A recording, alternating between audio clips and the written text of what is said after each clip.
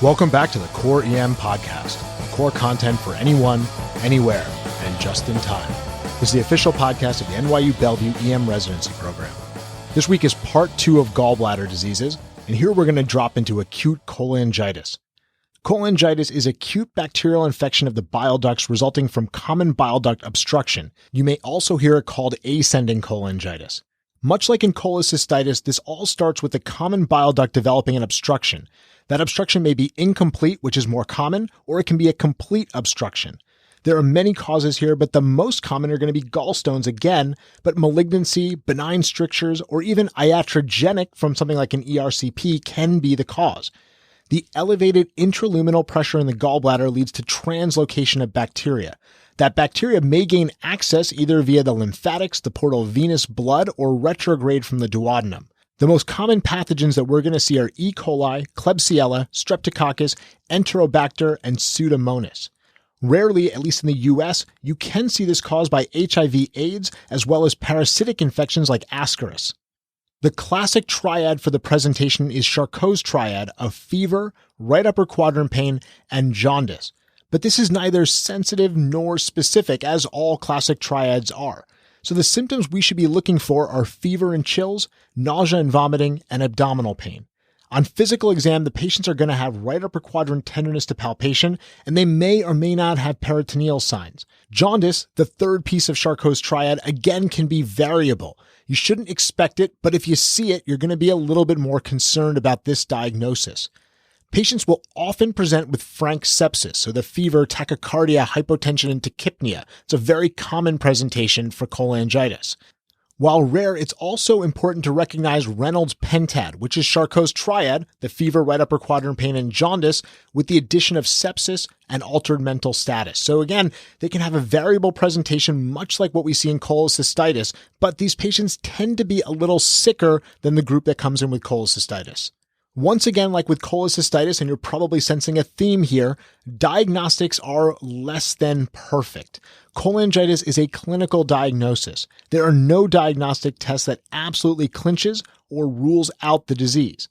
But there are some laboratory tests that we're going to be looking for that can maybe help us. Again, nothing that's perfectly sensitive or specific, but we're going to look for these anyway. An elevated white blood count is common, but if they're severely infected, they may actually have a depressed white count.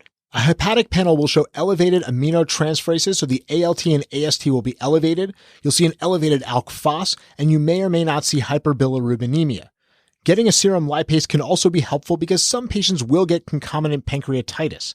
A blood gas may be useful in patients who are septic to record a lactate level for prognosis, and blood cultures may or may not be helpful here. Overall, blood culture yield is pretty low, but if you do culture something, you may be able to tailor your antibiotics down the road. Let's move on to imaging, and once again, ultrasound and CT scan are going to be our main modalities.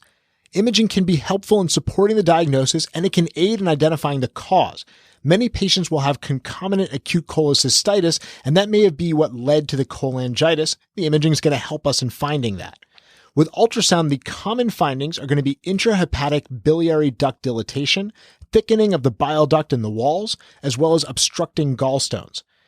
You can see concomitant cholecystitis, and as a reminder, the main sonographic findings for that are going to be gallstones, gallbladder wall thickening greater than or equal to 3 millimeters, pericholecystic fluid, and a sonographic Murphy sign.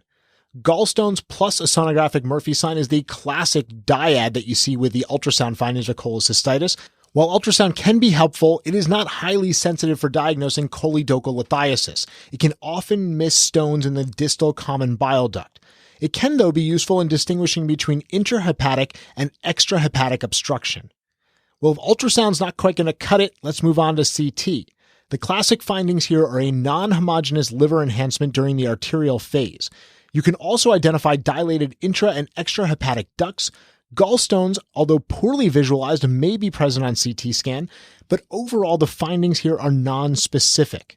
The nice thing about CT scan is that it can identify other pathologies as the cause for abdominal pain, as well as complications from cholangitis, so things like perforation or abscesses. If ultrasound and CT are both not cutting it, what else is at our disposal? Well, we can use nuclear scintigraphy, and that's more sensitive than ultrasound in identifying early obstruction, but may not always be available. endoscopic retrograde cholangiopancreatography, or ERCP, is going to be the diagnostic modality of choice if you can get it done.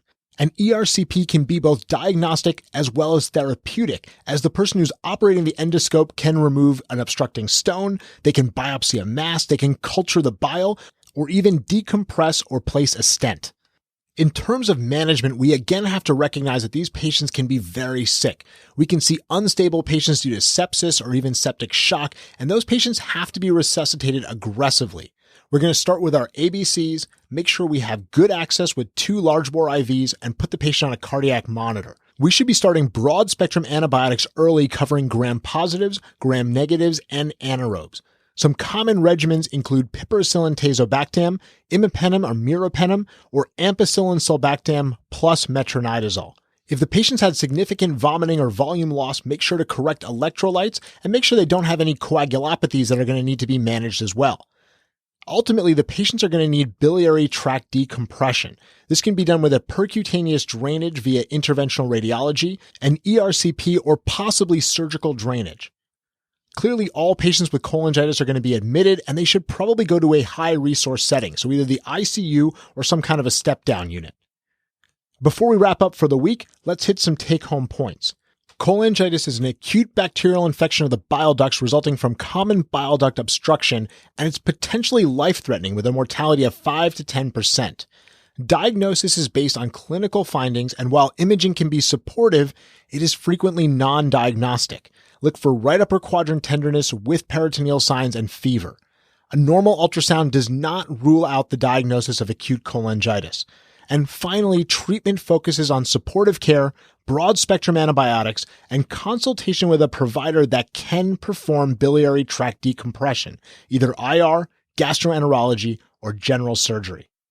That's going to be the end of our 2-parter, and both of these topics, cholecystitis as well as cholangitis, have longer blog posts with more detailed information on the site, so go on over and check that out. That's all for the Core EM podcast this week. We'll have a core post up on Wednesday and a journal update up this Thursday. Don't forget to check out our Facebook page, follow us on Google+, and on Twitter where our handle is @core_EM. Thanks, and see you all next week.